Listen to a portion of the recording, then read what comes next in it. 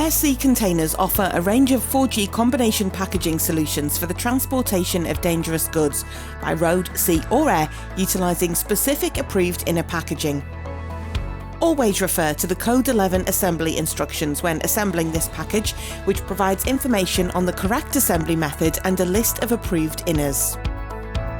Assemble the box, folding in the bottom flaps as numbered and sealing the base with 50mm adhesive tape in a U-shape.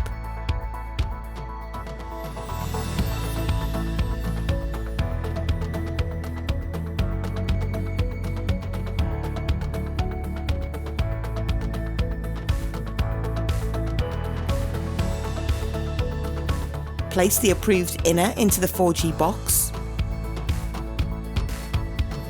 Close the outer box by folding the flaps as numbered. Seal with 50mm adhesive tape in a U-shape.